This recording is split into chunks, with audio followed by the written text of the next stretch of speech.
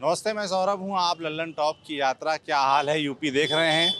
हमारी यात्रा इस वक्त आ गई है फतेहपुर ज़िले में। फतेहपुर की बात करें तो यहाँ से सांसद हैं 2 बार से साध्वी निरंजन ज्योति, राज्य मंत्री भी हैं। यहाँ पर 6 विधानसभाएं हैं, 6 में से 6 बीजेपी गठबंधन के खाते में है, 5 बीजेपी के हिस्से में है और 1 अपना दल के हिस्से में है। 6 विधानसभा बीजेपी जीती थी 2017 में। तो हम इस वक्त फतेहपुर विधानसभा में हैं और फतेहपुर बस अड्डे के ठीक बाहर खड़े हुए हैं। लोगों से जानेंगे भाई, सबसे पहले तो जो जिज्ञासा मेरी रहती वो यही रहती कि क्या मुद्दे हैं। तो फतेहपुर के हम क्योंकि मेन मार्केट में मेन स्टॉप पर खड़े हैं, बस स्टॉप पर खड़े हैं, तो यहाँ लोगों सबसे पहले यही समझेंगे कि शहर के फतेहपुर के बड़े मुद्दे क्या हैं। 2 बार से बीजेपी के सांसद हैं, उनका काम कैसा रहा, यहाँ के जो विधायक हैं। सभी आपको 6 विधानसभा जो यहाँ पर हैं उनके विधायकों के नाम बता देता हूँ। जहानाबाद विधानसभा से जय कुमार सिंह जैकी अपना दल से विधायक हैं, राज्य मंत्री भी हैं जेल के। और जहाँ बिंदकी से करण सिंह पटेल विधायक हैं। फतेहपुर से, इस फतेहपुर जहाँ मैं खड़ा हूँ वहाँ से विक्रम सिंह विधायक हैं बीजेपी के। आया शाह विधानसभा है, वहाँ से विकास गुप्ता हैं। हुसैनगंज जहाँ से अभी हम होकर आए और बड़ा हंगामा हुआ, वहाँ रणवेंद्र प्रताप सिंह उर्फ धुन्नी भैया विधायक हैं, राज्य मंत्री भी हैं। और खागा जो रिजर्व सीट है वहाँ से कृष्णा पासवान विधायक हैं। तो लोगों से अब जानने की कोशिश करेंगे भाई कि जिस फतेहपुर ने भारतीय जनता पार्टी को इतना प्रेम दिया, 6 के 6 विधायक दे दिए, सांसद 2 बार से बीजेपी की हैं, वहाँ क्या काम हुए और क्या मुद्दे हैं। तो बात शुरू करते हैं। आपसे क्या नाम है आपका? किशन मेहरोत्रा। क्या करते हैं आप? मैं यहाँ व्यापार मंडल का अध्यक्ष हूँ संस्था। जी जी जी जी। तो व्यापार कैसा चल रहा है इस पर तो बात करेंगे। मैं पहले समझना चाहूँगा कि फतेहपुर के बड़े मुद्दे क्या हैं। हालांकि मुद्दों पर कितना वोट पड़ता है ये एक जांच का विषय है, इस पर जांच जरूर होनी चाहिए। असल में हमारे यहाँ पर दुर्भाग्य ये है कि पिछले 40 वर्षों से मैं फतेहपुर में जब से होश संभाला है, अनेक बार चुनाव हुए और अनेक चुनाव में एक ही वादा रहा, सीवर लाइन, आज तक पूरा नहीं हुआ। इससे बड़ी दुर्दशा क्या हो सकती है फतेहपुर की कि वादे से कहीं भी फतेहपुर में कहीं भी सीवर लाइन नहीं पड़ी है। नहीं है, जिसकी मांग मुझे लगता है कि मेरे संगठन के द्वारा 100 से अधिक बार की जा चुकी है। लेकिन राजनीतिक जब मौसम आता है, माहौल बनता है चुनाव का, तो उस समय एक छलावा दिया जाता है सीवर लाइन बनेगी। और पिछले साल भी छलावा दिया गया, इसके पहले साल जो सरकारें थी उन्होंने भी इस छलावे को पूरा किया।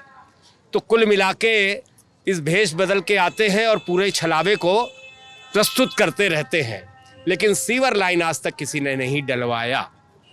तो इसका भाग्य नहीं, इसका दुर्भाग्य खराब है इस फतेहपुर का। आप कह रहे हैं सीवर लाइन नहीं पड़ा, ये बड़ा मुद्दा है यहाँ पर है, और इसको लेकर सभी पार्टियों ने आप कह रहे हैं वादे किए। सबने भारतीय जनता पार्टी सरकार है, उससे पहले समाजवादी पार्टी की सरकार। चुनाव में आने के पहले वादा किया था कि अगर हमारे यहाँ सांसद और विधायक बनेंगे तो सीवर लाइन पड़ेगी। आपने उनकी इच्छा पूरी कर दी। सांसद भी यहाँ पर बीजेपी से साध्वी निरंजन ज्योति हैं और विधायक भी 6 के 6 आप फतेहपुर ने भारतीय जनता पार्टी को दिए। तो जब भी हम लोग इस तरह के प्रयोजन में, मताधिकार के प्रयोग में आते हैं तो प्रलोभन के द्वारा चले जाते हैं। और प्रलोभन आगे भी कोई आएगा, वो भी फिर ऐसे ही प्रलोभन देगा कि हम आपके यहाँ सीवर लाइन डलवाएंगे। जब फतेहपुर में मूत्रालय नहीं है पब्लिक के लिए, महिलाओं के लिए, छात्राओं के लिए, अड्डे में कहीं बना नहीं है, अंदर बाहर कहीं नहीं, तो ये बहुत ज़्यादा विडंबना है फतेहपुर के। मैं तो हमेशा ही कहता रहता हूँ कि यहाँ का भाग्य नहीं, दुर्भाग्य खराब है। भाग्य खराब होता है तो बन जाता है, दुर्भाग्य जल्दी नहीं बनता है। आप कह रहे हैं कि भाई सबसे बड़ा मुद्दा सीवर लाइन का है और सीवर लाइन को लेकर वादे भी होते रहते हैं। तो जैसे अब चुनाव हैं, तो इस चुनाव में क्या आप लोग, जो आपके नेता हैं, जब वोट मांगने आएंगे तो उनसे यहाँ की जनता जवाब मांगेगी, पूछेगी कि भाई सीवर लाइन नहीं पड़ी, आपने तो कहा तो पड़ेगी। किसी खास तौर पर नेता ने, किसी ने कहा, जो यहाँ के विधायक हैं, सबने कहा, या सांसद हैं, पूरी पार्टी ने कहा, जब चुनाव में आए, उतर के आए, तो सबने कहा कि नहीं सीवर लाइन यहाँ पर पड़ेगी। और आगे फिर आएंगे और फिर जो है वादा करेंगे कि हमको लाइए, हम सीवर डलवाएंगे। लेकिन अभी तक एक पत्थर उसके निर्माण का नहीं रखा गया। मैं समझना चाहता हूँ ये नेता लोग इतनी हिम्मत कहाँ से लाते हैं कि वादा कर दिया और इतना जेन्युइन वादा है कि भाई सीवर लाइन पड़नी चाहिए और पूरा नहीं हुआ, तो वो आपके सामने, फिर आप लोग के सामने घूम कैसे लेते हैं, आप लोग के बीच दोबारा वोट मांगने कैसे आ जाते हैं? बहुत ही आसान तरीका है, हिंदू मुस्लिम कराओ, वोट पाओ, ठीक। और चूंकि सबसे कमज़ोर नीयत जनता की है, जनता बड़ा ही भुलक्कड़ है, वो जवाब लेना ही नहीं चाहती। वो तो उनके आगे कुर्सी और मिठाई रखकर प्रस्तुत करते हुए वो अपनी शान समझती है कि हमारे यहाँ विधायक और सांसद आए हैं, इसलिए वो चली जाती है। तो आप कह रहे हैं कि विधायक सांसद से लोगों की अपेक्षाएं बस वहीं खत्म हो जाती है कि हमारे भतीजे का मुंडन था उसमें आ गए हैं, भाई की शादी थी उसमें आ गए। उनको माला पहनाना, उनको हार पहनाना अपनी शोभा और बड़प्पन समझते हैं। कभी अपना जनता ने प्रयास नहीं किया कि कोई विधायक उनको भी माला पहना दे। हैं? ऐसा शायद जिस दिन होने लगेगा रामराज का प्रथम दौर चालू होगा। आज का प्रथम दौर तब चालू होगा जी, जिस दिन जनता को विधायक और सांसद माला पहना लगेंगे। चुनाव वक्त तो खूब पहनाते हैं, खूब तस्वीरें आती हैं। छलावे एक मुद्दा आपने बताया सीवर लाइन का, और क्या मुद्दे हैं? क्या नाम है आपका? अनिल वर्मा। क्या करता है? व्यापार करता हूँ। व्यापारी हैं आप? जी, व्यापारी। एक तो भाई साहब ने जो व्यापार मंडल के आपके अध्यक्ष हैं उन्होंने मुद्दा उठाया सीवर लाइन का, और दूसरा क्या मुद्दा है?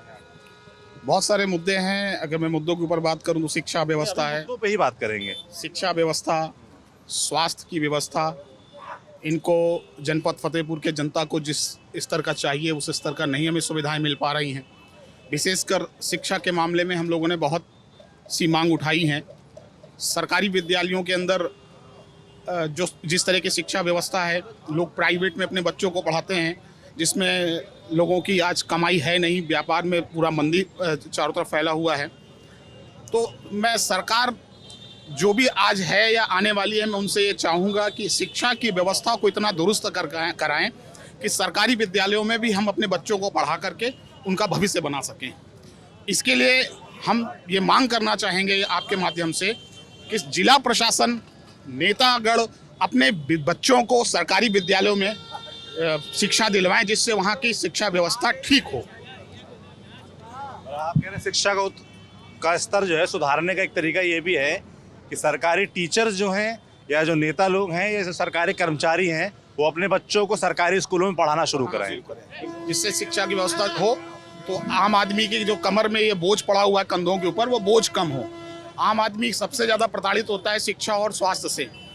सबसे ज़्यादा शिक्षा स्वास्थ्य के ऊपर ही खर्च हो रहा होता है। तो सरकार अगर यहाँ पे ध्यान करेगी तो आम आदमी का एक वजन बोझ कम होगा। दो मुद्दे हो गए, एक तो हो गया शिक्षा का इन्होंने बोला और दूसरा मुद्दा हो गया सीवर लाइन का। क्या नाम है आपका? विकास त्रिवेदी। क्या करते हैं? पत्रकार हैं। पत्रकार हैं? अरे पत्रकार जी, कहाँ किस चैनल के लिए काम करते हैं? मैं अपना स्वयं का मेरा अखबार है जन ऊर्जा। तो ये जो मुद्दे उठा रहे हैं आप लिखते नहीं उस पे? खूब लिखते खूब लिखते हैं, हैं। नहीं लेकिन है। यहाँ कोई सुनने वाला हो ना।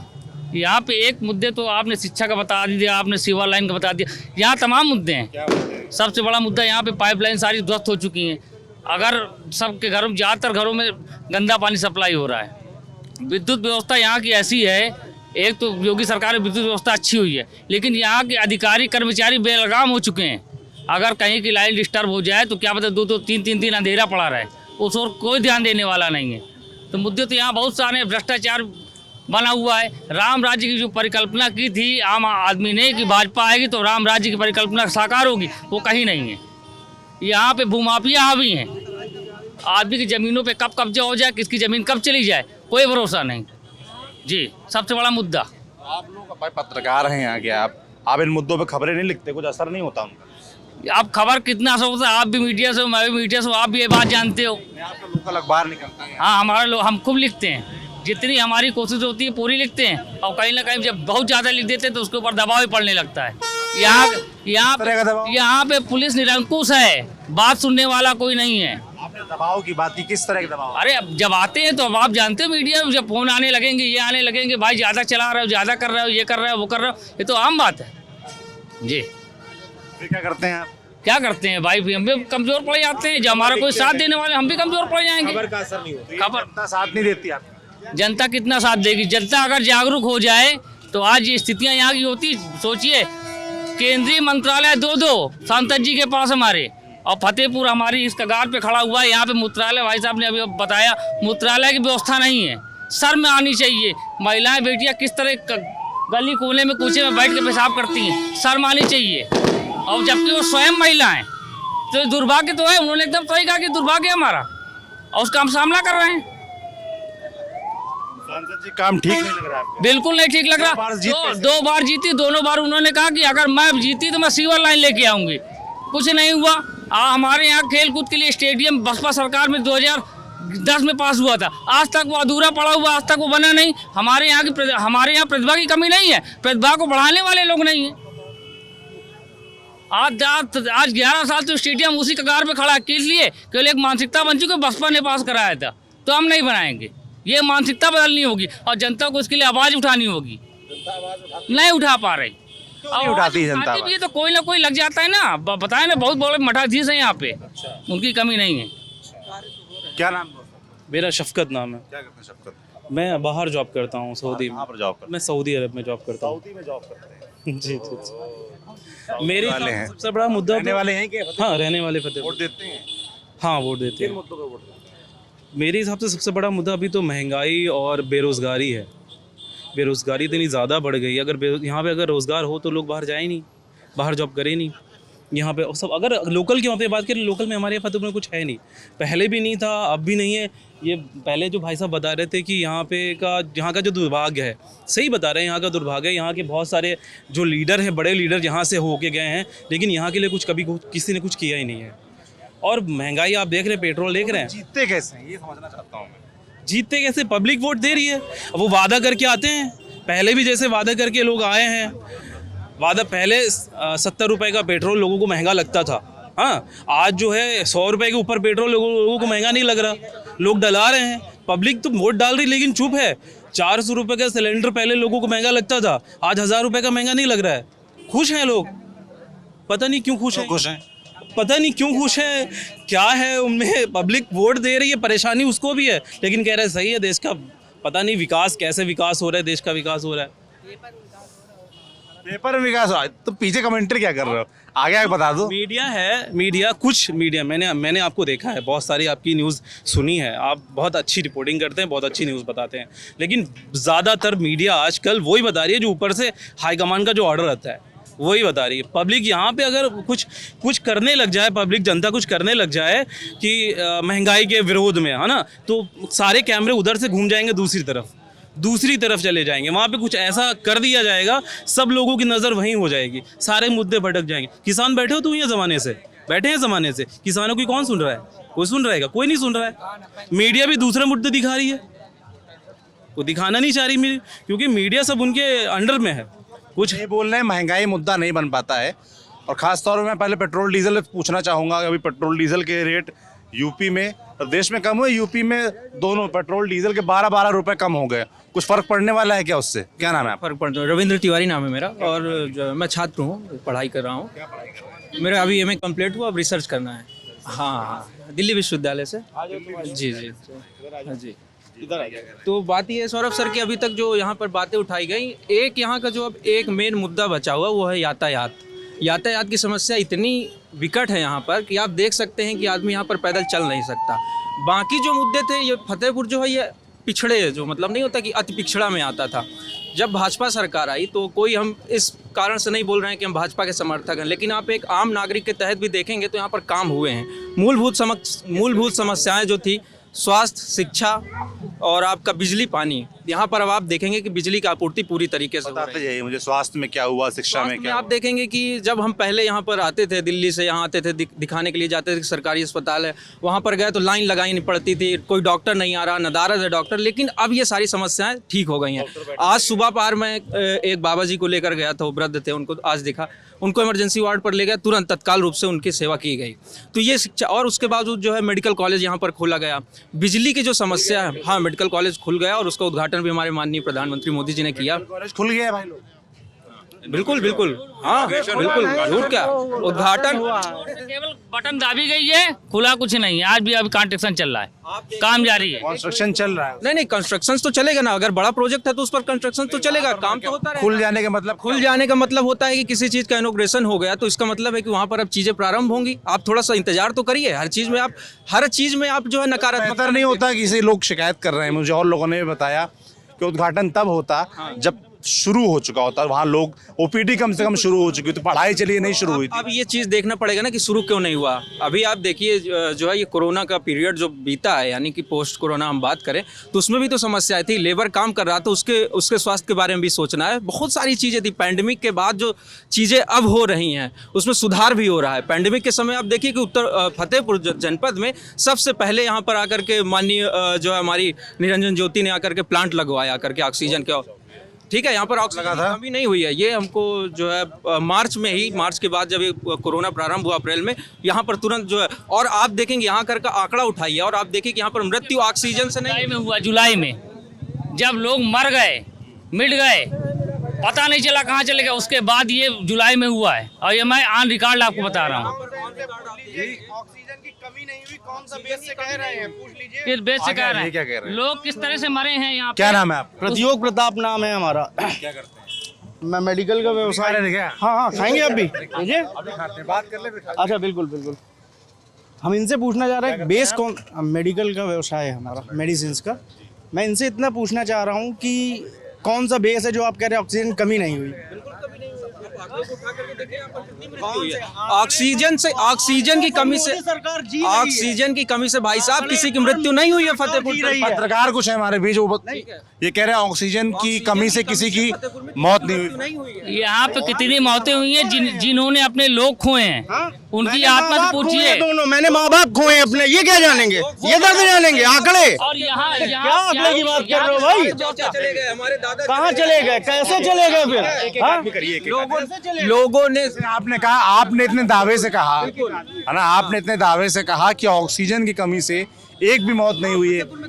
ये दावा आप कहाँ से लेके आए? ये दावा हम यहाँ से लेकर के आए कि हम स्वयं जो है, हमारे कई लोग ऐसे थे जो पीड़ित थे कोरोना से। हम आप सबको नहीं जान सकते ना, आप सबका दावा नहीं कर सकते ना दोस्त। का दावा इसलिए नहीं क्योंकि यहाँ की जनता है। आज ललन टॉप की टीम आई है और यहाँ पर आकर के इन्होंने हवाई कह दिया कि ऑक्सीजन की कमी नहीं हुई। कोरोना टाइम में बाहर कौन निकला? कितने समाज सेवी थे जो कोरोना टाइम में निकले? और सिर्फ मैंने पहले भी बताया, मैं कोई भाजपा समर्थन के कारण नहीं बोल रहा हूँ, मैं इस कारण से भी बोल रहा हूँ कि अगर यहाँ का कोई प्रतिनिधि भी था, भाजपा सरकार का प्रतिनिधि है, अगर वो नहीं निकला है तो ये आपकी समस्या है, आप उसको समझिए कि अगर वो नहीं निकला है तो हम उसको वोट नहीं देंगे। लेकिन जो सत्य है उसको आपको बताना पड़ेगा। अगर ऑक्सीजन की कमी नहीं हुई है फतेहपुर में तो नहीं हुई है, ये सत्य है। और आप इसको देखिए, और इसमें हर जो है सबका योगदान है, ऐसा नहीं है कि किसी एक का योगदान है। लोगों ने आगे बढ़ के मदद की है। टैंकर आते थे, लोग लेकर के आते थे भाई, कानपुर से आते थे, कभी इलाहाबाद से आ रहे हैं, बनारस से आ रहे हैं। और यहाँ पर स्टील के जो फैक्ट्री लगी हुई है कानपुर में, वहां से लोगों ने ऑक्सीजन भेजा है। आप उठा करके देखिए, लोगों ने भेजा, सरकार ने भेजा। सरकार अगर मुहैया कराएगी तभी तो लोग लेकर के आएंगे। सरकारों की तरफ से ही तो आएगा। सरकार ने आवंटित किया कि भाई आपको यहाँ से लेकर के आना, कोई फैक्ट्री है, सरकार ने कहा कि आपको यहाँ की सारी जो है मैन्युफैक्चर बंद करके अब ऑक्सीजन आपको जो है जनरेट करके भेजना है, तब लोगों ने पहुंचाया। तो सरकार का ये कह रहे हैं ऑक्सीजन की कमी नहीं हुई, सिलेंडर बकायदा आते रहे, एक भी मौत ऑक्सीजन की कमी से नहीं हुई। यहाँ अपना देश स्वयं जो है सऊदी से और दुबई से जो है ऑक्सीजन आ रही थी, ये दुनिया देख रही थी, ठीक ही नहीं?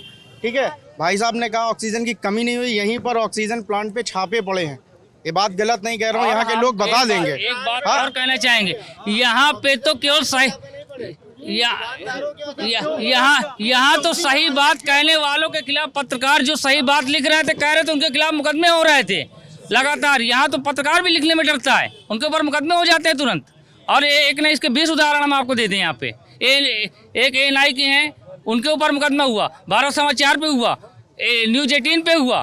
किस किस का नाम बताओ? भाई साहब कह रहे हैं 50,000 रुपए का सिलेंडर बिक रहा था, तो इसमें दोष लोगों का भी तो उतना ही है। सिलेंडर क्यों 50,000 का बिक रहा था? सरकार की जिम्मेदारी है, ठीक बात है। जिसका पेशेंट मर रहा होगा, अंतिम सांस ले रहा होगा, कहते हैं ना जब तक सांस तब तक आस, तो उसको आस होती है कि हमारा आदमी बच जाए। पैसा मायने रखता है, आदमी की जिंदगी मायने रखती है। तो जिंदगी बचाने के लिए आदमी संघर्ष कर रहा था, उसकी मजबूरी थी। फायदा कौन उठा रहा था? बिचवानी। अगर सरकार गंभीर होती उस मुद्दे पे, यहाँ के प्रतिनिधि सारे अपने घरों पे बैठे रहे, कोई निकल के बाहर नहीं आया। इसके पहले जो एक लॉकडाउन और पहले इसके हुआ था, उस समय पे हमने देखा था कि समाज सेवी रोडों पे उतरे, दिखा कि हाँ कुछ है, जनता के लिए भाग रहे हैं। लेकिन जब दूसरा दौर आया तो उस समय हमने देखा कि लोग कैसे एक दूसरे से दूर हो रहे हैं, रिश्ते खत्म हो गए, नाते कैसे दूर हुए।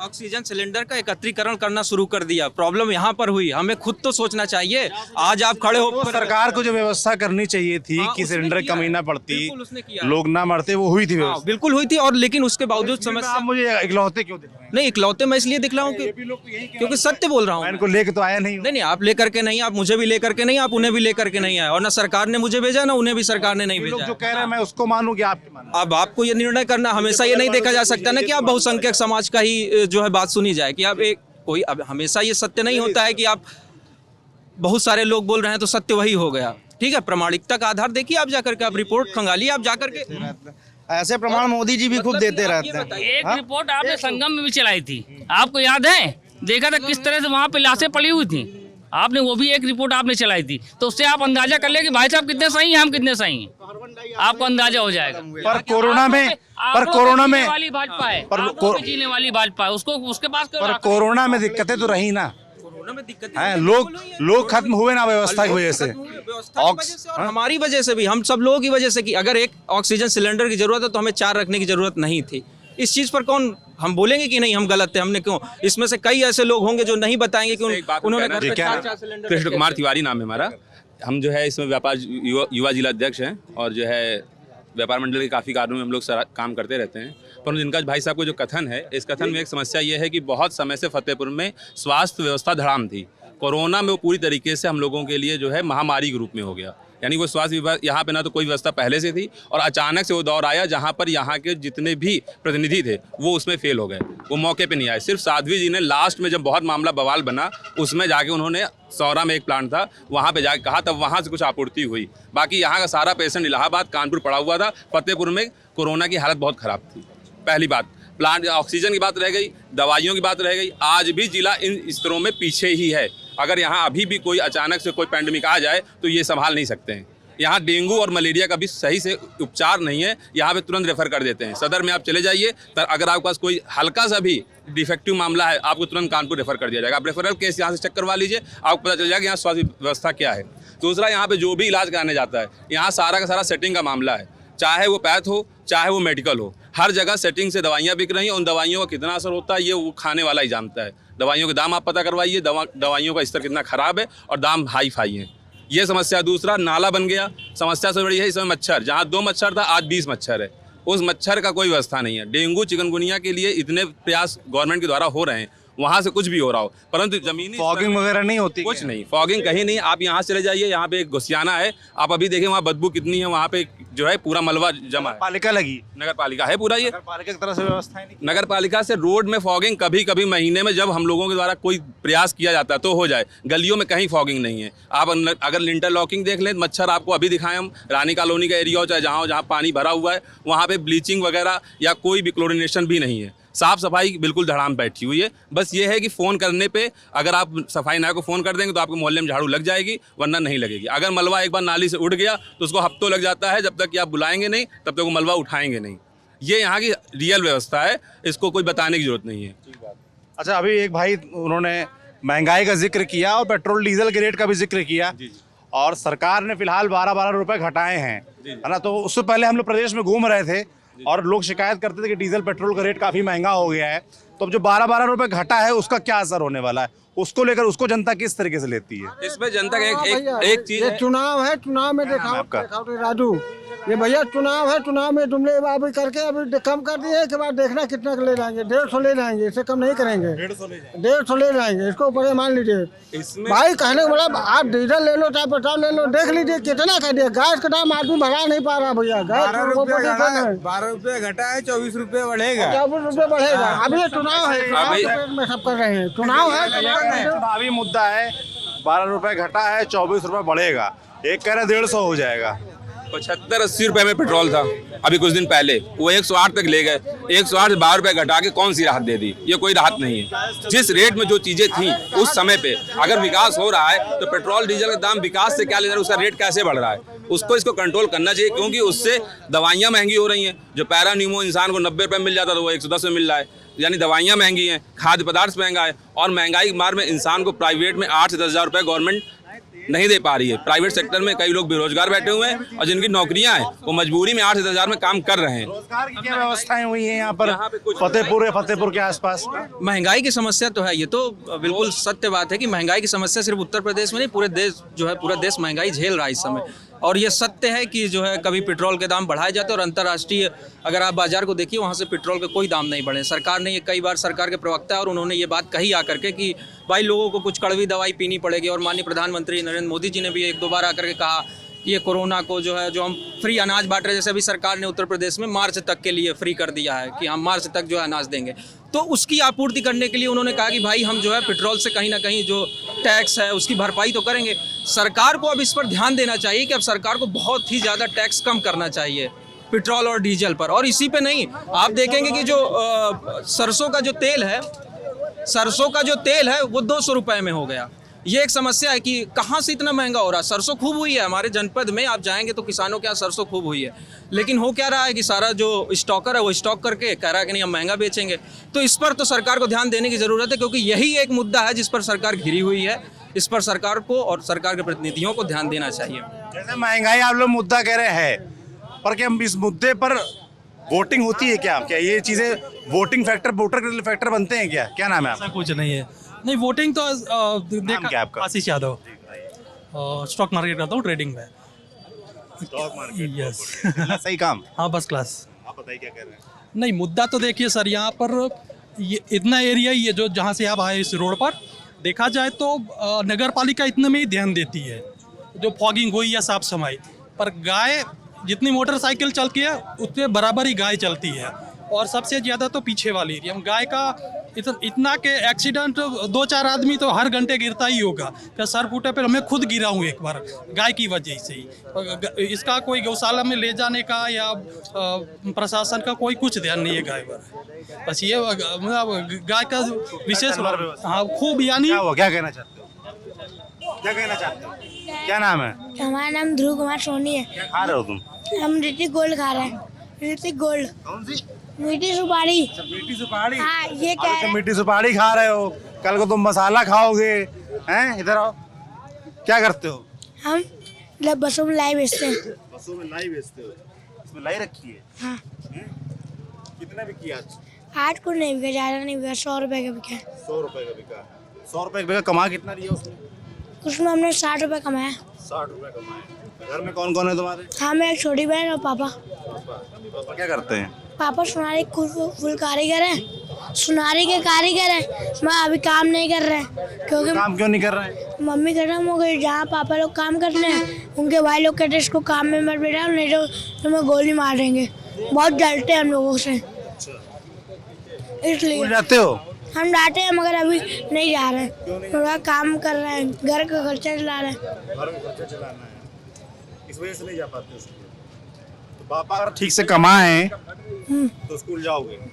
पढ़ना चाहते हो? सच बताना, ये कैमरे चक्कर मत बताना। पढ़ने का मन करता है? सही में कर रहा है। सच में करता है। अभी तक कितनी पढ़ाई की है तुमने? हमने 5 तक करी, पूरी इंग्लिश आती है। 5 तक की इंग्लिश आती है? क्या बोल के दिखाओ मुझे, इंग्लिश क्या बोल लेते हो? बोल नहीं लेते हम, जैसे कुछ पढ़ा है उसको पढ़ लेंगे। पढ़ लो? हाँ, पढ़ लिख लेते हो ठीक से? हाँ, आगे पढ़ना चाहते हो? आगे बढ़ना चाहते हैं। मगर पैसे की दिक्कत इसलिए नहीं पढ़ पा रहे। हाँ। क्यों? तुम क्या सोचते हो, क्यों ये दिक्कतें क्यों आ रही तुम्हारे साथ? क्योंकि मजबूरी है, इसलिए आ रही है। क्या हो जाए तो तुम पढ़ने लगोगे? पापा का काम वगैरह अच्छा चलने लगा तो हम पढ़ने लगेंगे। और इसके लिए किसको जिम्मेदार मानते हो? भगवान को मारते हैं, और किसको मानेंगे? भगवान की गलती है? भगवान की गलती तो है, उन्होंने हमसे हमारी माँ को छीना, नहीं तो आज तक हम ये थोड़ी करते। कोई नेता पसंद है तुमको? कोई नहीं, सब गाली मत दो तो अच्छा है, छोटे हो तुम अभी। नहीं तो कभी रेट बढ़ाएंगे, कभी गिराएंगे। रिक्शा वाला है तो बस वाले ठोक दे रहे, पुलिस वाले रिक्शा वाले को मार रहे हैं, इस तरह करते हैं। अब उनकी गरीबी पूछो उनके दिल से। गलत होता है, इस तरह से नहीं करना चाहिए। हाँ, और अपना कमाओ, अपना कमाओ। जो भिखारी होते हैं, चोरी होती है, उनको नहीं कहेंगे, और जो ईमानदार हो उसके पीछे लगा देंगे, कहेंगे जो लइये बेचता है उसने चोरी करा, जो सामान बेचता है उसने चोरी करा। तुमको कोई परेशान करता है? अरे कोई नहीं करता, मगर चोरी का नाम फालतू में आ जाता है। कभी एक तो जो पीछे बस अड्डे में बुलेट लेके चलते हैं, हाँ, तो उनका मोबाइल चोरी हो गया। एक बूढ़ा है, अपना बूढ़ा कुछ नहीं करता, जो अपना घूमता रहता है। या पीछे तो है, पीछे या अरे उसको बोलने दीजिए। अरे रुक जाइए भाई साहब। अपना डिस्टर्ब करते हैं, हमारा नाम लगा रखे हैं, इनकी चोर नहीं हो तो पे पकड़वा देंगे कोतवाली में। इस तरह की बातें कर रहे हैं। हमने बोला चलिए हम कहा जाते हैं कि आपसे फालतू में बातें बहस करा करते हैं। क्या पढ़ाई करना चाहते हो तुम? पढ़ाई हम इंग्लिश करना चाहते हैं। इंग्लिश में करना चाहते हो? आगे चल क्या करना चाहते हो अगर पढ़ाई करने को मिले? पढ़ाई में बनने का मन है? आर्मी, आर्मी में जाना चाहते हो? क्योंकि देश की रक्षा करेंगे। देश की रक्षा का उससे क्या होगा? उससे जैसे मर भी जाएंगे ना तो वो देश में नाम चलेगा। कम से कम 4 को मार के तो मरा है एक। 4 को मार के मरोगे? सेना अच्छी लगती है। नेता कौन सा अच्छा लगता है? नरेंद्र मोदी का नाम सुना है? यहाँ प्रदेश में सरकार है योगी आदित्यनाथ की, उससे पहले सरकार थी अखिलेश यादव की। हमको ज़्यादा अच्छा ही अखिलेश यादव लगा, जो पढ़ाई वगैरह में थोड़ा अच्छा लगा है। अच्छा, क्यों अच्छा लगा तुमको अखिलेश यादव? क्योंकि अच्छा सामान बांटता है, वो भी करता है। शायद अभी भी कुछ भी, अभी एक नई कांग्रेस भी आई है। फालतू में ये सब जितने भी हैं मोदी कैसे लगते हैं प्रधानमंत्री? हमें सूट नहीं करते हैं। सूट नहीं करते क्यों? क्योंकि पढ़ाई लिखाई बंद करवा दी है। पढ़ना स्कूल में कम से कम ये है टेबल, ठीक, इतने से इतने में एक बच्चा बैठना चाहिए। अभी बड़ी क्लास होगी तो बैठ जाएंगे। जैसे बड़ी क्लास है यहाँ से वहाँ तक की, तो कम से कम 10 बच्चे आराम से पढ़ तो ले। अब पढ़ाई कहाँ? पढ़ाई नहीं होती स्कूल में कहाँ पढ़ाई? एएस कॉलेज अपना खुला है, वहाँ कुछ नहीं, लौंडियाबाजी होती है। ये जीआईसी होती है, जीआईसी स्कूल है सदर के पीछे। गुरु हो? गुरु की बात नहीं भैया, सब ये स्कूल वाले जितने बच्चे सरकारी वाले सब। अरे गाली क्यों दे रहे हो? कैमरे पे हो यार, गाली मत दो, सही बात करो। अच्छा तुम बताओ, तुम्हारे लिए सरकार को क्या करना चाहिए? पढ़ाई वगैरह अच्छे से करवाना चाहिए। स्कूल है, स्कूल में खाना अच्छा बनवाना चाहिए। कभी कभी कोई मक्खी वक्की पड़ी जाती है, कोई सामान की रेख देख थोड़ी होती है, बस ऐसे ही पड़ा रहता है। लो थाली फेंक के दे रहे हैं खाना में। तुमको चाहिए इज्जत है, पढ़ाई लिखाई ठीक से हो, बस सब ठीक रहेगा। हमको नहीं, ये सारे बच्चों को चाहिए कि हम सोचे कि अपने लिए कह रहे हो, ये नहीं है सब लोग को मिले। सब लोग पढ़ाई लिखाई। क्या हुआ? कुछ नहीं। कुछ कह रहे हो? कुछ कहना चाहते हो? कह देंगे। बताओ क्या कहना चाहते हो? आप भी कुछ कहना चाहते हैं? क्या नाम है? जी मेरा नाम अमित है। क्या करते हैं? मैं ऐसे छोटा मोटा व्यवसाय करता हूँ और मैं ये कहना चाहता हूँ इस सरकार के बारे में। पहले की जो अन्य सरकारें रहीं उनका मुद्दा ये था कि गरीबी हटाओ। ये जो सरकार आई है इसका मेन मोटो ये है कि गरीब को हटाओ तो गरीबी अपने आप ही हट जाएगी। तो कहते हैं कि भाई हम गरीबों के लिए, किसानों के लिए बहुत कर रहे हैं, पैसा भेज रहे हैं डायरेक्ट अकाउंट में, बस है ना। गरीबों के लिए कह रहे हैं, हम आवास दे रहे हैं, शौचालय दे रहे हैं, राशन दे रहे हैं। सरकार तमाम दावे करती है, तो फिर ये बात कैसे? आपको मैं बताऊं, दावे करना बहुत आसान चीज़ है, कोई भी कर सकता है, लेकिन जो स्थिति है धरातल में, आप एसी कमरे में बैठ के किसान के हित की बात करते हैं। अगर आपको किसान के हित की बात करनी चाहिए तो आप किसान से बात करिए। आप हरियाणा और पंजाब का किसान लगभग 6-7 महीने से वहाँ डटा हुआ है। हाँ, किसान परिवार से ही हूँ मैं, है ना। और क्या दुर्दशा है उनकी, सोशल मीडिया में मैं आए दिन देखता हूँ कि ये बुरे हाल हो रखे हैं उनके, कोई सुनने वाला नहीं। कोविड में इतनी बुरी स्थिति थी डिस्ट्रिक्ट हॉस्पिटलों की, मैं प्रत्यक्ष गवाह हूँ इस चीज़ का। मेरे भी एक सगे संबंधी बहुत नज़दीकी जो है एक्सपायर कर गए कोविड की वजह से। क्यों? क्योंकि उनको सही उपचार नहीं मिला। अगर उपचार मिला होता तो शायद आज वो हमारे बीच होते। अब उनका परिवार इतना सफ़र कर रहा है कि चाचा दादा कोई ना कोई उनका सपोर्ट कर रहा है। लोगों के खाने के लाले पड़े हुए हैं। महंगाई किस स्तर में पहुंच गई है आप स्वयं जानते हैं, बताने की ज़रूरत नहीं है। आप 100 रुपये बढ़ाते हैं। इधर आ जाओ दादा, इधर आ जाओ तुम। आप पीछे से कमेंट्री करने आता हूँ भाई, जा नहीं रहा हूँ कहीं, क्यों परेशान हो? आपको घुमा के सोचो तुम बात कर ले तो पॉसिबल नहीं ना यार। हाँ, क्या नाम है? अमनदीप। क्या कह रहे हैं अमनदीप? हम ये कह रहे हैं कि गवर्नमेंट दे तो रही है कोटे में, दिक्कत यहाँ पे ये है कि गरीब के लिए गवर्नमेंट कर रही है, अमीर के लिए कर रही है। फंसता है तो मिडिल क्लास वाला, वो किधर जाए? वो बेचारा ना लाइन भी तो नहीं लगा सकता है। कोटे में केवल 40% दे रही है। काफी लोग आधार कार्ड नहीं बने हुए हैं, काफी लोगों के पासबुक कुछ भी कागज नहीं बने हुए, काफी है। क्यों नहीं? क्योंकि वो अनभिज्ञ है, अज्ञानता में है। इन्होंने सीए लगाया, सीए लगाया, उसके विपरीत में हर जगह लगाया गया, उसके पीछे काफी बवाल उठ रहा है। आपका वेरिफिकेशन हुआ क्या? सीए की बात हुई थी, भी लगा नहीं अभी लगाने की बात, लेकिन कम से कम ये देखो शिक्षित कितने लोग हैं यहाँ पर हमारे देश में। शिक्षा के विकास की कोई देख रेख नहीं करता यहाँ पर। केवल सीए लगा देंगे, नागरिकता संशोधन कानून ला देंगे। मिडिल क्लास साथ दिखता है। हाँ, मिडिल क्लास की मेन प्रॉब्लम है गवर्नमेंट। आदेश क्या नाम है आपका? अमन यादव। बताइए क्या कह रहे हैं? अनाथ आश्रम तो खुले हुए हैं, अनाथ विश्वविद्यालय खुला हुआ है कोई? अनाथ विश्वविद्यालय कोई खुला हुआ है? नहीं खुला। विश्वविद्यालय खुलने चाहिए। हाँ, आदेश ज़्यादा, कम से कम हर एक बस स्टैंड पे 10-10, 20 लड़के, 15 लड़के, 25 लड़के अनाथ घूम रहे हैं, मूंगफली बेच रहे हैं, चना बेच रहे हैं। उनके लिए कुछ किया गया है?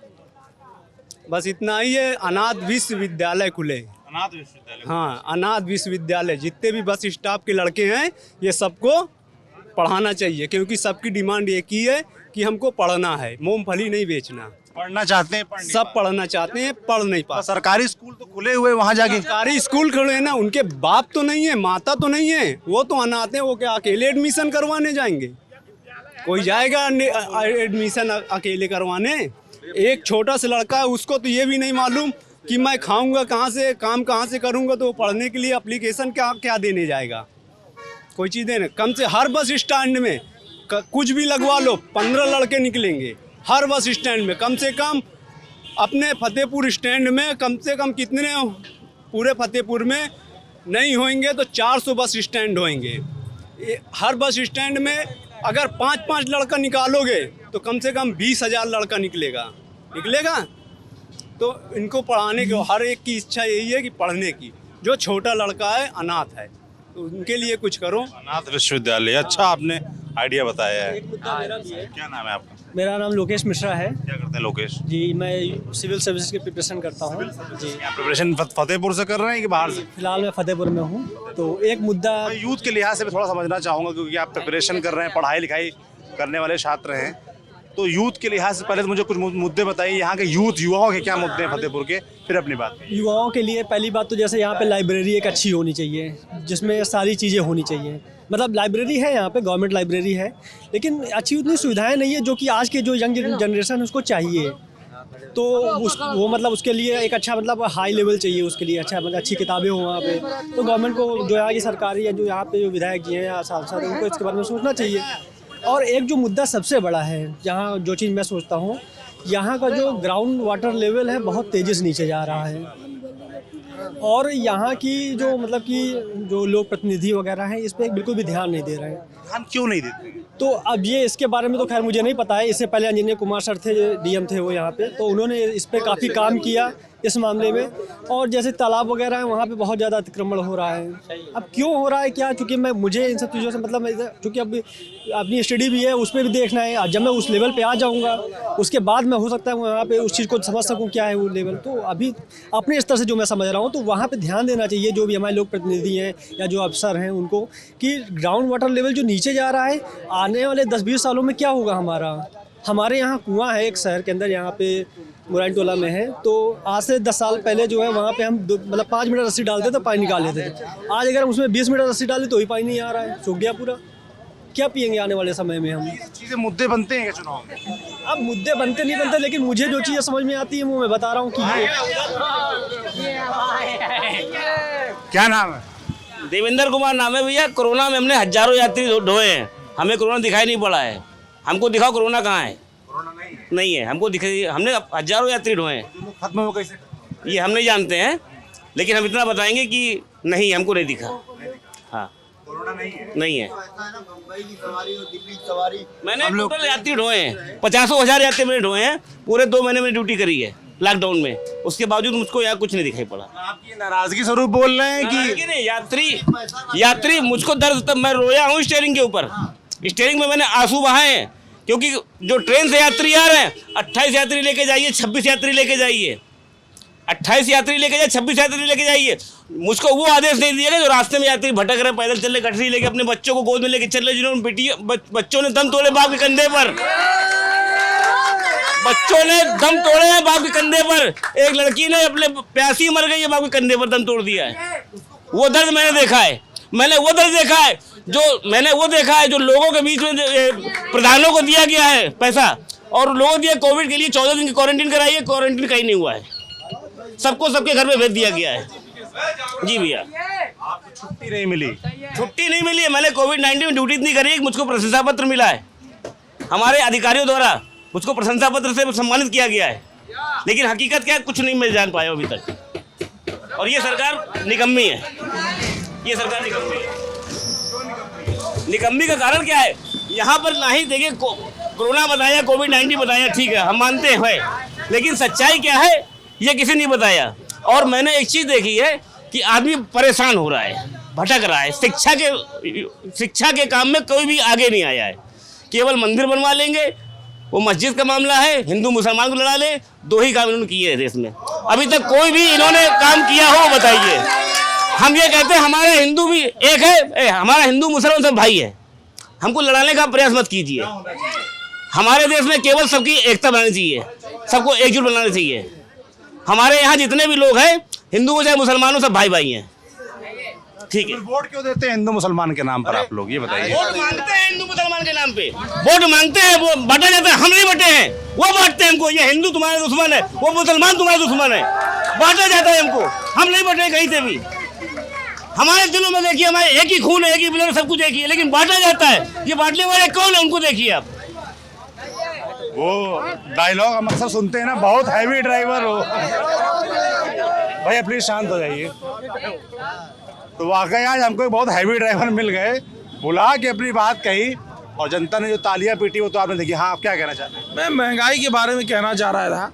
महंगाई तो इस कदर बढ़ गई है कि गरीब आदमी का जीना ही मुश्किल हो गया है। मैंने अभी थोड़ी देर पहले भी कहा था। ये मुद्दे क्यों नहीं बनते हैं? चुनाव में आप लोगों के बीच घूमो, लोग महंगाई की शिकायत करते हैं और तमाम शिकायतें करते हैं, पर जब वोट की बात आती है तो उनके मुद्दे बदल जाते हैं। फिर वो जाति देखने लगते हैं, धर्म देखने लगते हैं, और तमाम चीज़ें देखने लगते हैं। हमारा जानने वाला कौन है, ये कैसे सुधरेगा? एक्चुअली में आपने कहा हमारा जानने वाला कौन है, तो यदि कोई अपना प्रतिनिधि आता है तो हर आदमी अपने दृष्टि से देखता है कि मेरा काम होगा कि नहीं होगा।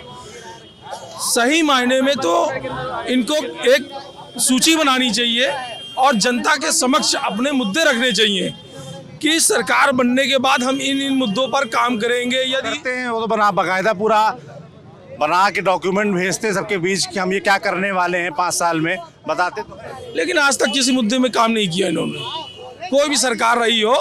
और मुझे लगता है इस सरकार ने तो बेड़ा गर्क कर दिया सबका। क्या नाम है? बहुत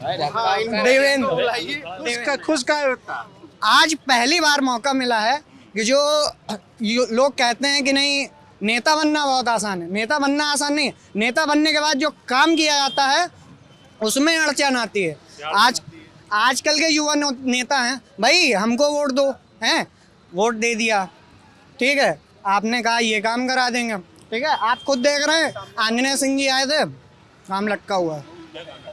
देख लीजिए सामने ज्वालागंज की रोड बननी, अभी तक काम लटका हुआ है। शहर में कई जगह ऐसा नहीं कि काम नहीं हो रहा, काम रुका हुआ है।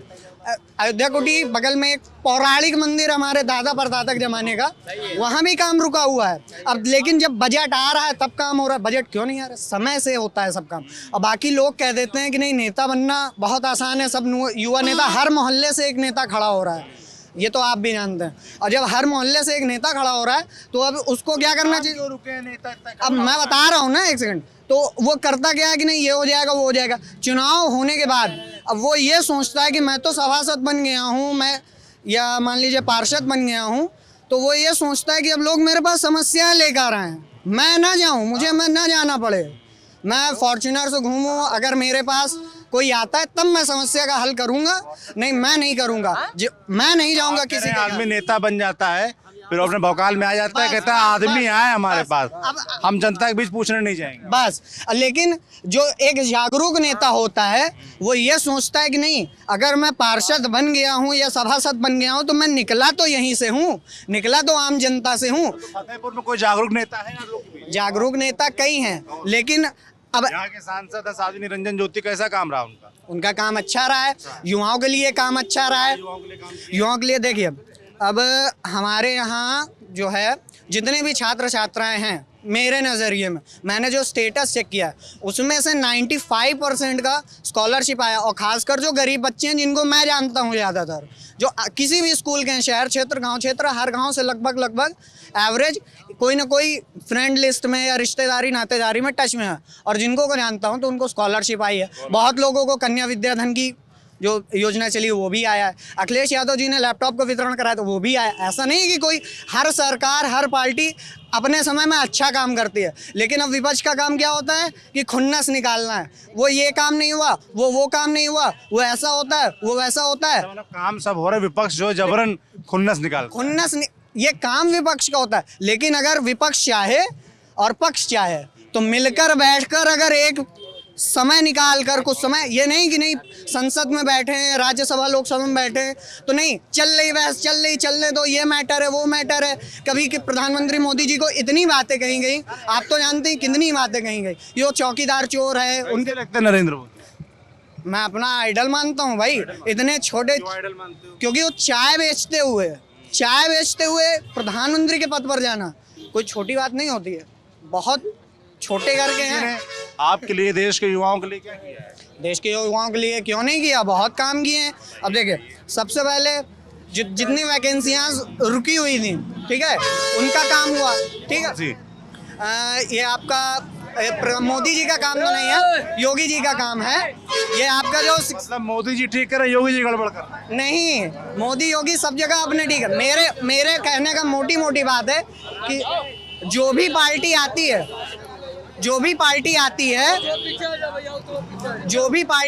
है समय पर, तो वो अपने हिसाब से काम अच्छा करती है, लेकिन हिसाब से अपने हिसाब से काम जनता के लिए अच्छे करती है। जनता को भी लगता है कि काम अच्छे हैं, लेकिन जब दूसरी पार्टी आती है तो विचारधारा हर इंसान की एक जैसी तो होती नहीं है कि नहीं। मान लीजिए 2 मिनट के लिए अगर हमारा किसी से लड़ाई हो जाए, झगड़ा हो जाए मित्रगण में, तो एक दोस्त कहेगा कि नहीं बात करके अपना मैटर सुलझा लो, हैं, और दूसरा दोस्त कहेगा कि नहीं अरे मारो जाके, होगा जो देखा जाएगा।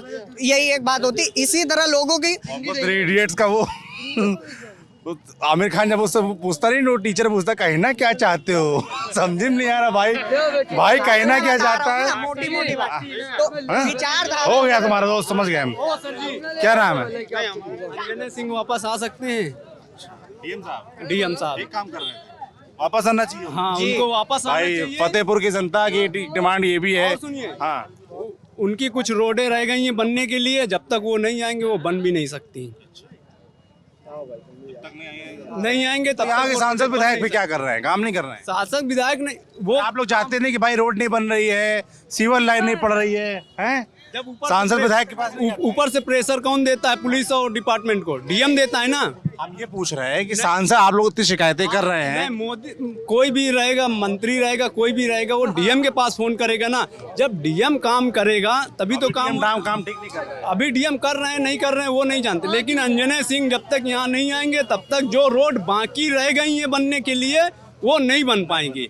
और जो टूटने के लिए रह गया, जो सरकार जो बोल रही थी कि हाँ हमारी ये जगह है, हमारी टूटने की जगह, वो भी नहीं पूरा होएगा। वो क्या नाम है आपका? मेरा नाम हैदर है। क्या करते हैं? मैं अभी फिलहाल पढ़ाई करता हूँ। क्या पढ़ाई कर रहे हैं? मैं अभी बीएससी कर रहा हूँ। हाँ जी। कहाँ से कर रहे हैं? युवराज सिंह से। कैसी पढ़ाई लिखाई, इस व्यवस्था कैसी? कोई ग्रेजुएशन तो ठीक ही ठाक है, लेकिन उस हिसाब से जिस हिसाब से होनी चाहिए उस हिसाब से नहीं है। मुद्दे क्या हैं? युवाओं के मुद्दे तो यही है, लोगों को रोजगार चाहिए। सबसे पहली चीज़ तो उन्हें रोजगार चाहिए, जो कि नहीं है फतेहपुर में। क्या इवन यूपी में भी नहीं है आजकल। हमें क्या चाहिए? हमें तो सबसे पहले पढ़ाई लिखाई के बाद एक लोगों को होता है कि हमें जॉब चाहिए, वो होती ही नहीं है। बड़े किस तरह की जॉब चाहिए? लोग सपोज करिए कि बीएससी कंप्लीट कर लिया, आदमी कहता है कि हमें कोई ना कोई जॉब चाहिए, प्राइवेट सेक्टर में मिल जाए। भाई बड़े सेक्टर में जाने के लिए अच्छी पढ़ाई करता है, लोग स्टार्टिंग से प्रिपरेशन करने जाते हैं, इंटर के बाद से वो चले जाते हैं पढ़ाई करने, और वो कहीं ना कहीं वो गवर्नमेंट जॉब की तैयारी करते हैं, IAS PCS कोई सी भी क्वालिफाई हो जाता है वो कर लेते हैं। बट अभी फ़िलहाल के लिए लोग यही चाहते हैं कि हमें प्राइवेट सेक्टर में मिल जाए या फतेहपुर में कहीं लोकल में मिल जाए। बट यहाँ फतेहपुर की स्थिति तो अब हमारा मेडिकल कॉलेज बिल्कुल बिल्कुल मेडिकल कॉलेज चालू है, तो मैं उम्मीद करता हूँ कि यहाँ के लोगों को शायद रोजगार मिले। तो ये है फतेहपुर और फतेहपुर की जनता की मांगे। जो मुख्य मांगे मुझे समझ में आई, उसमें सबसे बड़ी चीज़ तो सीवर लाइन है। शिक्षा स्वास्थ्य के क्षेत्र में काम होने चाहिए। जो ग्राउंड वाटर लेवल है वो घट रहा है, उसको लेकर व्यवस्थाएं होनी चाहिए। और आखिर में डिमांड जो कर गए कि जो पहले डीएम थे वो ठीक काम कर रहे थे, लोगों को लगता है कि अधिकारी अच्छे होंगे तो काम अच्छा होगा, तो इस पर सरकार को ध्यान देना चाहिए। ऐसे और तमाम ज़िले हम जाएंगे, वहाँ के जो मुद्दे होंगे वो आपको बताएंगे। आप देखते रहिए दी लल्लन टॉप की यात्रा, क्या हाल है यूपी। मैं सौरभ और कैमरे के पीछे मेरे साथ हैं जेरी। शुक्रिया।